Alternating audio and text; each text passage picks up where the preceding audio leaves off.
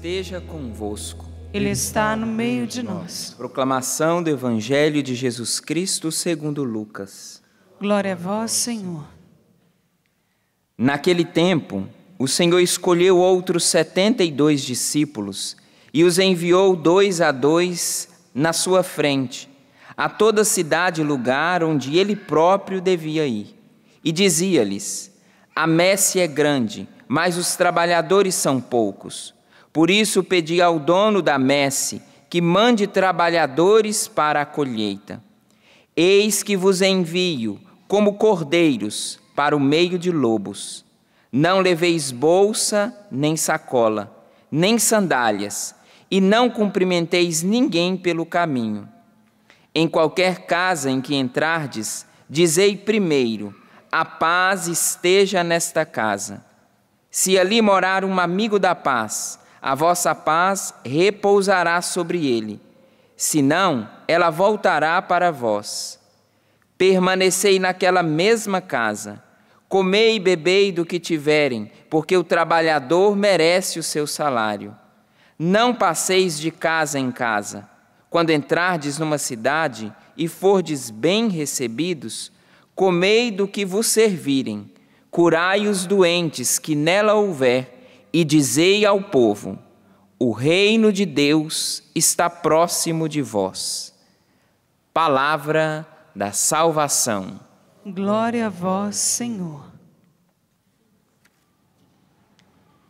Irmãos, nós celebramos hoje São Timóteo e São Tito, companheiros de missão, companheiros de evangelização de São Paulo, o qual nós celebramos ontem a conversão dele. E São Paulo, escrevendo a São Timóteo, diz assim: dou graças a Deus, a amizade, o companheirismo, o dividir a missão de São Paulo com São Timóteo fazia com que ele rezasse.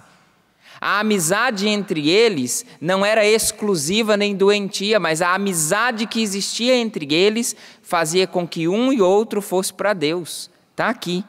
Dou graças a Deus quando me lembro de ti, dia e noite, nas minhas orações. Recordo-me, e recordar é recordar não só com a cabeça, recordar é recordar com o coração. É lembrar de novo, a partir do coração. Recordo-me da fé sincera que tens. Aquela mesma fé que antes tivera tua avó Lóide e tua mãe Eunice. São Paulo está fazendo referência a uma família que pela terceira geração da avó, da mãe e agora de Timóteo, pela terceira geração é uma família de fé. Ou seja, essa avó, essa mãe e agora Timóteo tem essa fé familiar, aonde essa fé vai passando por herança, vai passando por tradição, e aqui a gente não pode ter medo de falar de uma fé que é passada por tradição, como se fosse algo negativo, pesado, como se fosse um tijolo que se joga sobre as pessoas, não, mas é assumir essa responsabilidade de que a primeira catequista dos nossos filhos é a nossa família.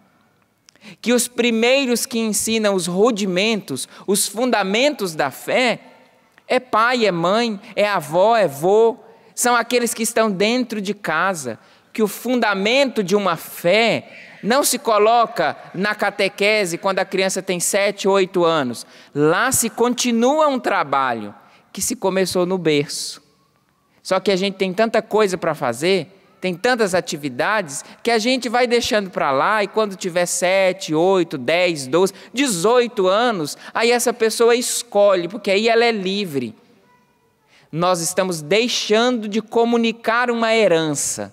Nós estamos deixando de comunicar um legado de fé. Quando os nossos filhos crescerem, eles vão poder sim tomar as decisões deles.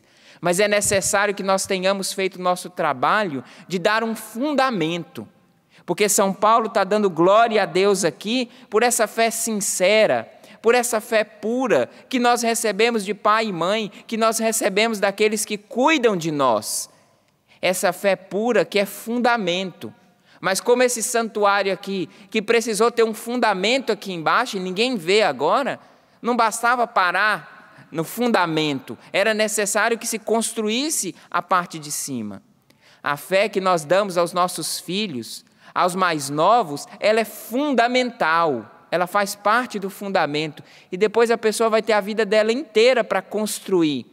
Mas se falta o fundamento, tudo aquilo que ela construir por uma falta, por um momento, por causa de um contra-testemunho, por causa de um acontecimento, essa fé pode ser toda ela abalada, porque tinha uma construção linda aos nossos olhos, mas faltava fundamento. Só que São Paulo reza a Deus por causa dessa experiência, mas também chama a atenção de Timóteo, falando: sua avó, sua mãe já fez o que devia fazer. Você já está na terceira geração de uma família que tem fé, porém eu estou te exortando a reavivar a chama do dom. Porque antigamente a gente falava, quando via uma pessoa, falava que uma pessoa que não tinha fé, uma pessoa desencaminhada na vida, a gente botava a culpa no pai e na mãe. Isso é porque pai e mãe não ensinou. Só que hoje nós já temos pessoas que têm pai e mãe que ensinou, pessoas que são de famílias cristãs, mas que se desencaminharam. E a gente não pode dizer que foi falta de pai e mãe ensinar. Pai e mãe até deu fundamento. Porém, essa pessoa não assumiu pessoalmente, tem o fundamento da fé. Mas ela não aceitou essa exortação de reavivar, de dar manutenção a essa fé, que ela recebeu lá atrás. Então, hoje, nós já temos muitas pessoas desencaminhadas e afastadas de Deus, mas não foi porque pai e mãe não fez a parte dele. Fizeram. A família deu o fundamento da fé. Só que a pessoa não reavivou o dom. É como uma fogueira que precisa ser alimentada, porque à medida que o fogo vai consumindo aquela lenha, ele vai diminuindo. E ao longo da vida, nós vamos sendo consumidos por tantas coisas que nós precisamos fazer. Trabalhar, educar filhos, fazer uma faculdade, progredir na vida, cuidar da saúde, contribuir com a sociedade. E isso tudo vai nos consumindo. Por isso hoje a liturgia está dizendo: é preciso reavivar a chama do dom de Deus que recebestes. Nós que recebemos as sementes da fé cristã, lá no nosso batismo, na nossa crisma, na nossa primeira comunhão, nós que temos o fundamento da fé cristã, mas é necessário reavivar esse dom, é necessário cultivar as sementes que foram colocadas em nós, as sementes de vida eterna que foram colocadas em nós a partir do batismo, da primeira comunhão, da crisma. É necessário esse reavivar. E aí, desculpa dizer, pai e mãe já fez o papel. Pai e mãe já deu o fundamento. Pai e mãe fez o que podia fazer. Agora é a adesão pessoal de cada um. É a resposta pessoal de cada um, que vai construindo a sua fé. Claro que isso não significa que pai e mãe não tem que dizer mais nada. De vez em quando precisa dar uma cutucada, igual a gente faz com fogueira, né? De vez em quando precisa lá cutucar as brasas que estão ali se apagando, precisa dar um sopro para ver se a pessoa reaviva. É isso que Paulo está fazendo com Timóteo. Paulo está olhando e vendo que ele tem um histórico familiar de fé, mas de vez em quando é necessário dar um sopro, uma sacudida, uma cutucada para a pessoa entender que ela precisa estar com a fé viva, reanimada. E isso é necessário cultivo. Por isso que capítulos antes do evangelho de hoje, Jesus escolheu 12. Mas a missão era tão grande que no evangelho de hoje ele envia 72. Porque é muita gente. Porque muitos precisam conhecer. E hoje nós já conhecemos. Existe sim uma multidão que precisa do primeiro anúncio. Existe sim hoje pessoas que nunca ouviram falar de Jesus Cristo. Existe. E também essas precisam ser alcançadas. Porém hoje já existe uma multidão que recebeu o sacramento do batismo, a Eucaristia, a crisma, sacramento do matrimônio, sacramento do sacerdócio, e precisa ter a fé reavivada. Existe uma multidão que já até frequenta os bancos das nossas igrejas nos domingos, ou uma vez por semana, frequenta até os bancos de um santuário, mas precisam ter a sua fé reavivada. Não reavivada por causa do escândalo da minha oração, mas reavivada pela fé, pela profundidade da minha intimidade com Deus. Porque o final do evangelho de hoje, o conteúdo da pregação daqueles apóstolos, daqueles enviados, era só esse. O conteúdo era esse: o reino de Deus está próximo. Eles foram enviados para dizer isso.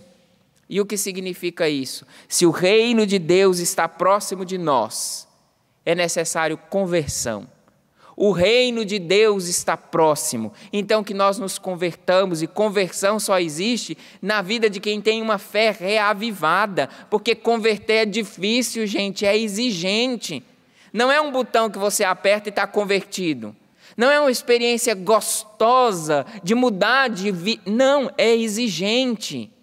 Os frutos são importantes, são gostosos, os frutos da vida eterna, mas nesse tempo é necessário o cultivar.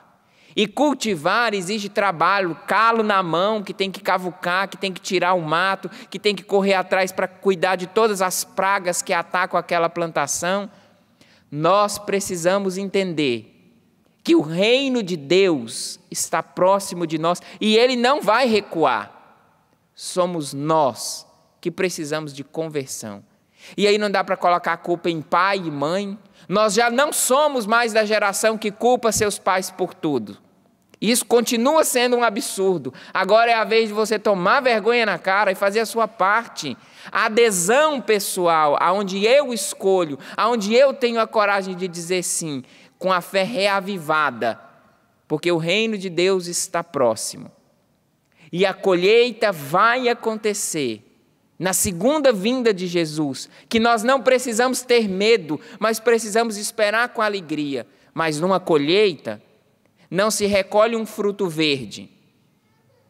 Numa colheita, não se colhe o fruto podre, porque ele pode apodrecer todos os outros. No momento da colheita, se recolhe o fruto maduro. E para nós, o que é estarmos maduros?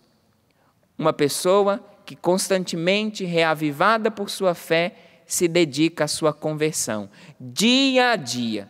Se existe uma rotina de tentações, se existe uma rotina que tenta nos roubar da nossa fé, é necessário uma rotina de constante conversão, dia a dia, como um fruto que vai amadurecendo ao longo do tempo.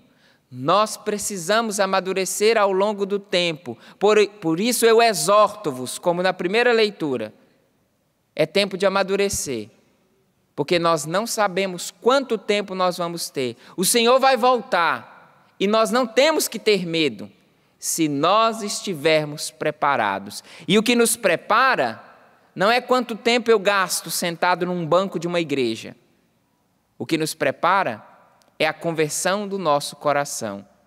O que vai contar para a nossa entrada na vida eterna não é quanto tempo eu gastei sentado num banco de igreja, mas Deus vai olhar para o nosso coração e os convertidos entrarão no reino dos céus.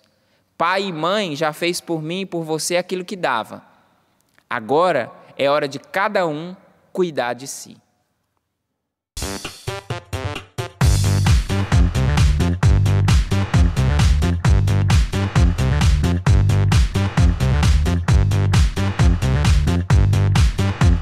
CançãoNovaPlay.com. Assine já!